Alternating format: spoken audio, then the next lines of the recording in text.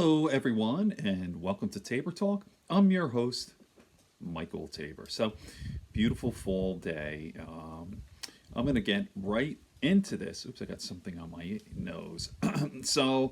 As people know, I'm a huge Tim Ferriss fan.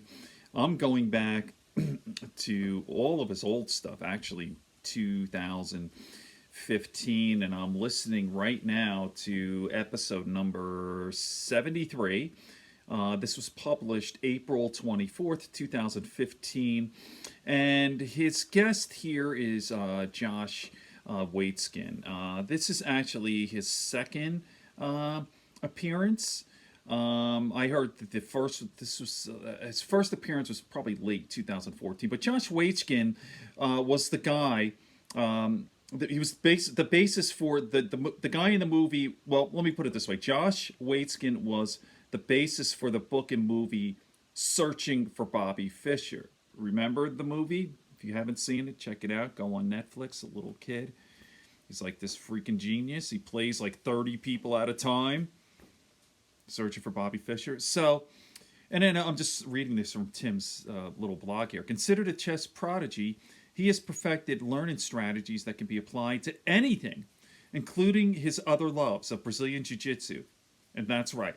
He's a black belt, and he trains under the phenom Marcelo Garcia. Joe Rogan's training under Marcelo Garcia, too. And Tai Chi push hands. So he's got a book out. I went on Google. I was going to order it at The Art of Learning, I believe it is. Let me just see here. Well, here's what he looks like, by the way. There's Josh.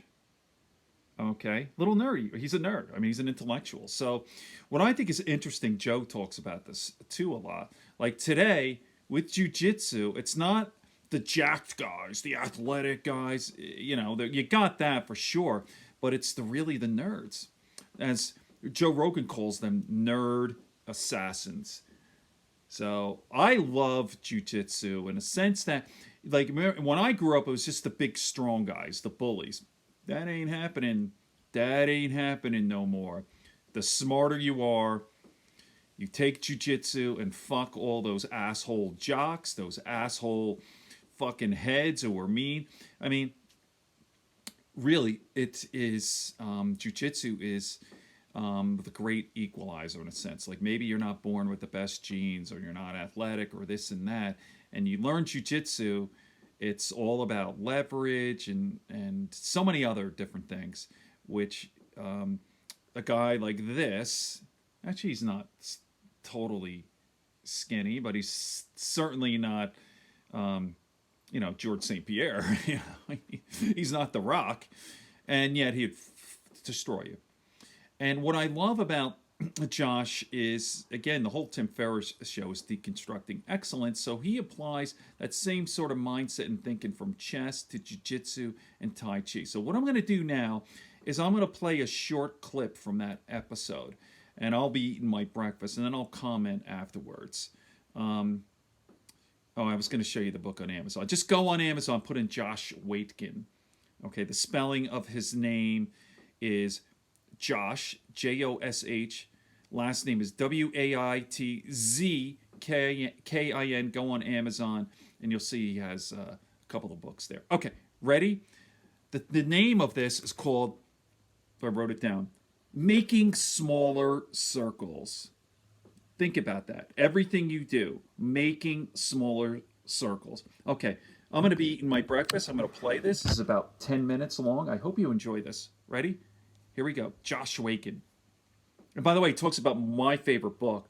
One of my favorite books, really, of all time is Robert Persic's The Art of Motorcycle Maintenance. It's all there. Ready? Making smaller circles. My search for the essential principles lying at the hearts of and connecting chess, the martial arts, and in a broader sense the learning process, was inspired to a certain extent by Robert Persic's Zen and the Art of Motorcycle Maintenance. I'll never forget a scene that would guide my approach to learning for years to come. The protagonist of Persic's story, a brilliant, eccentric man named Phaedrus, is teaching a rhetoric student who is all jammed up when given the assignment to write a 500-word story about her town. Good. She can't write a word. The town seems so small, so incidental. What could possibly be interesting enough to write about? Phaedrus liberates the girl from her writer's block by changing the assignment. He asks her to write about the front of the opera house outside her classroom, on a small street, in a small neighborhood of that same dull town. She should begin with the upper left-hand brick. At first, the student is incredulous, but then a torrent of creativity unleashes, and she can't stop writing. The next day, she comes to class with 20 inspired pages. I believe this little anecdote has the potential to distinguish success from failure in the pursuit of excellence.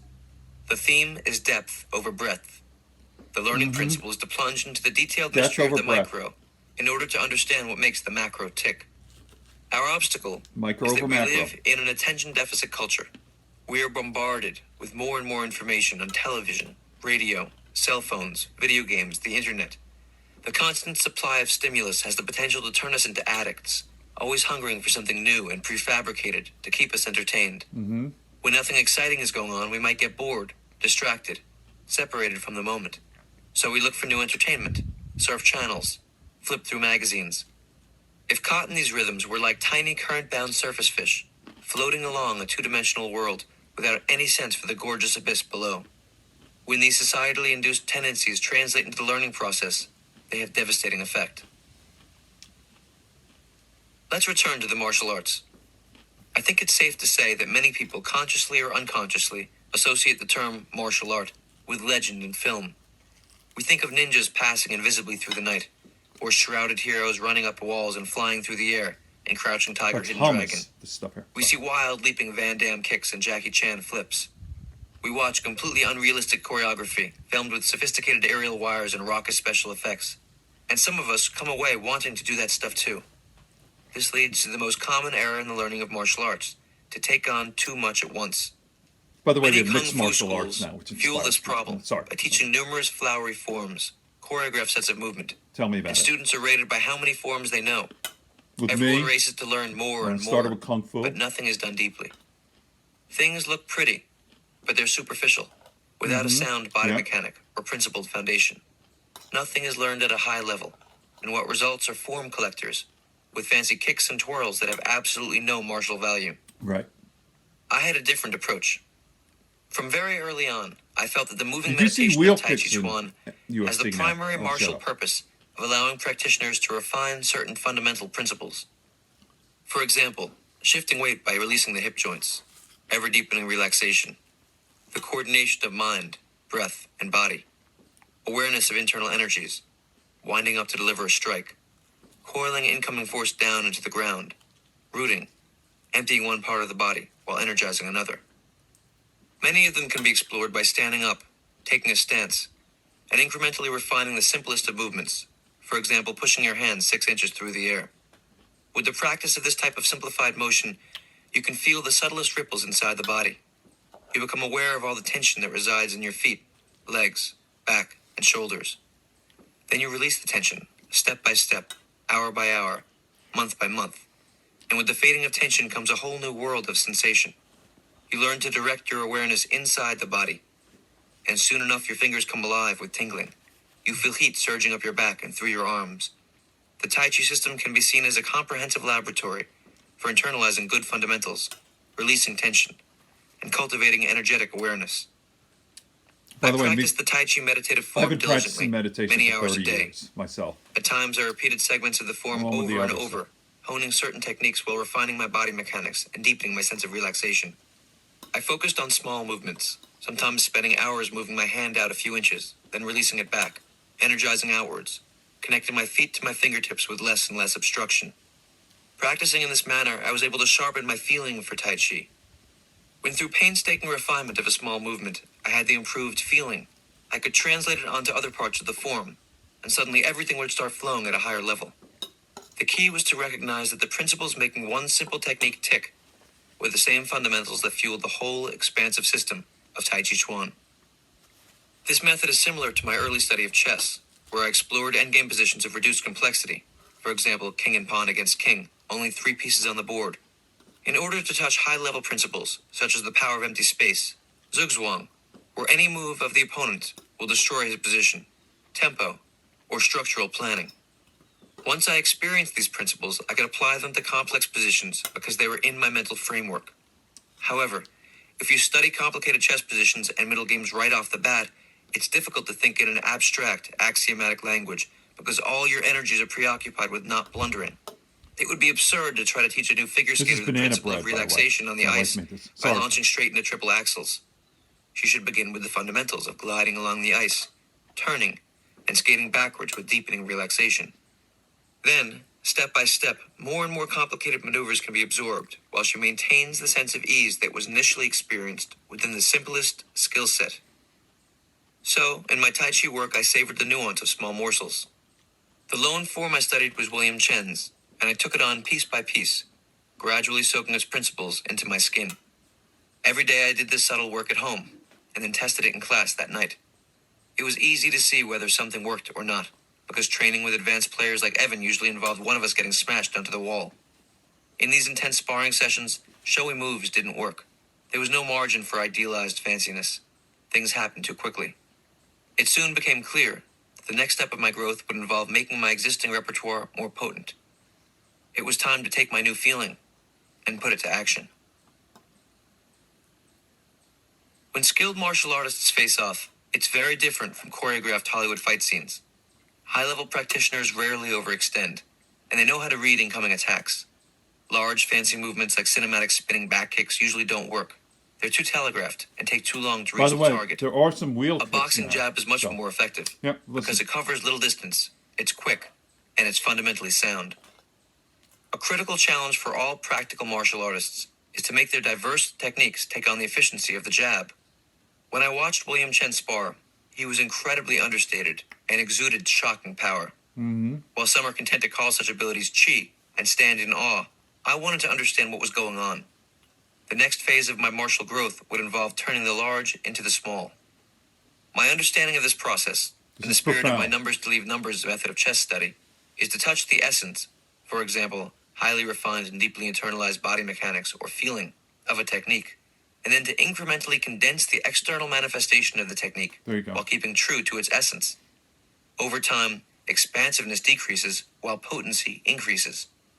I call this method making smaller circles. There you go.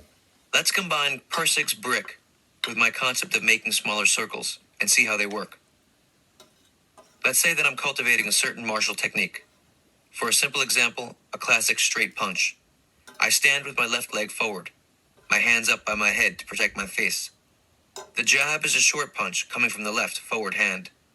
The straight is the power punch coming from the ground, generating through my left foot and moving through my left leg, torso, diagonally across and up to the right side of my back, through the shoulder, tricep, and finally delivered by the second and third knuckles of my right hand. First, I practice the motion over and over in slow motion. We have to be able to do something slowly before we can have any hope of doing it correctly with speed. I release my left hip, wind up, and spring the right hand into motion as my left foot and hip joints spin my waist and upper body into action. Initially, I'll have tension in my shoulder or back, but then I'll soothe it away, slowly repeating the movement until the correct body mechanics are in my skin. Over time, I'm not thinking about the path from foot to fist. I'm just feeling the ground connecting to my fingertips, as if my body is a conduit for the electrical impulse of a punch. Then I start speeding things up, winding up and delivering over and over. Eventually, I start using a heavy bag, practicing these body mechanics with increasing power, building resistance in my body so I can deliver more and more force without hurting myself. My coiling gets stronger, and sometimes I hit the bag with a surprising pop, a dangerous moment. When hitting something instead of moving through empty space, I might start to get excited and throw my shoulder into the punch. This is a classic error. It breaks my structure and destroys the connection from foot to fingertip. Many boxers make this mistake and come away with shoulder injuries. I want to punch without punching. No intention. My teacher, William Chen, sometimes teaches punching by telling students to pour a cup of tea. It's a beautiful thing. Pouring tea creates the perfect punch because people's minds don't get in the way. Okay, so now weeks and months, maybe years, pass with the cultivation of the right straight punch. I know how to wind up properly. When I hit the bag, nothing hurts. There are no breaks in my structure. It feels as if the ground is smashing the bag through my fist, and my body mechanics are smooth and relaxed. I've also built up quite a bit of power from all the work with winding up, coiling, and releasing the body into motion. When throwing my right, I don't think about anything technical anymore. My body just knows the right feeling. He's got it does down perfect. That's how you learn. No mind. I've been It's in the blood.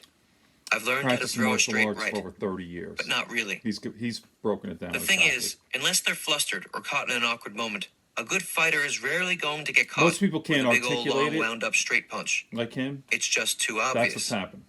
This is where making smaller circles comes into play. By now, the body mechanics of the punch have been condensed in my mind to a feeling. I don't need to hear or see any effect. My body knows when it's operating correctly by an internal sense of harmony. Yep. A parallel would be a trained singer who, through years of practice, knows what the notes feel like vibrating inside. Then she's giving a concert in a big venue, and the sound system is a nightmare. From on stage, she can't hear herself at all, a surprisingly common occurrence.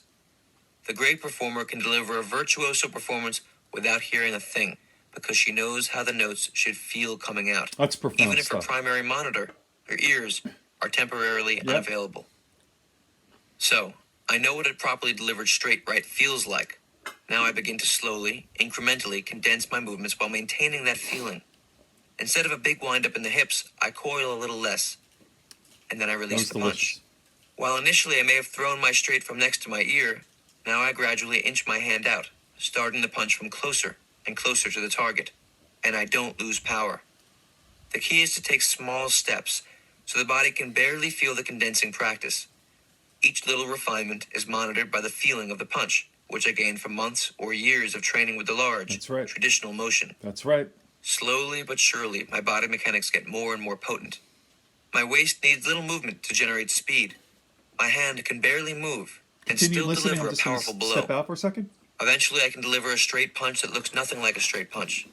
If you've ever watched some of the most explosive hitters in the boxing world, for instance Mike Tyson or Muhammad Ali, you've seen fights where knockouts look completely unrealistic. Sometimes you have to watch in slow motion, over and over, to see any punch at all. They've condensed large circles into very small ones, and made their skills virtually invisible to the untrained eye. The chessic manifestations of this phenomenon are quite interesting. For example, arguably the most fundamental chess principle is central control. At all levels of play, the competitor who dominates the middle of the chessboard will usually have an advantage because from this placement, his or her pieces can influence the entire battle. Curiously, if you study the games of some very strong grandmasters, they seem to completely disregard this principle. The British star, Michael Adams, might be the clearest case in point. His pieces are often on the flanks, and he appears to casually give opponents central dominance. And yet he wins. The secret behind this style of play is a profound internalization of the principles behind central domination. Michael Adams knows how to control the center without appearing to have anything to do with the center. He has made the circles so small, even grandmasters cannot see them. This concept of making smaller circles has been a critical component to my learning process in chess and the martial arts. In both fields, players tend to get attached to fancy techniques and fail to recognize that subtle internalization and refinement is much more important than the quantity of what is learned. I think it was this understanding that won me my first push hands national championship in November of 2000, after just 2 years of Tai Chi study. Surely, many of my opponents knew more about Tai Chi than I did, but I was very good at what I did know. I had condensed my body mechanics into a potent state, while most of my opponents had large, elegant, and relatively impractical repertoires. The fact is that when there is intense competition, those who succeed have slightly more honed skills than the rest. It's rarely a mysterious technique that drives us to the top, but rather a profound mastery of what may well be a basic skill set. Depth beats breadth any day of the week, because it opens a channel for the intangible, unconscious, creative components of our hidden potential. I'm back, ladies and gents. This is Tim Ferriss, otherwise known as Timbo Ferriss, Esquire. Okay. And I want to reiterate that if you want to see Josh... Okay. I just had some Kratom and CBD. I hope you enjoyed that. I did.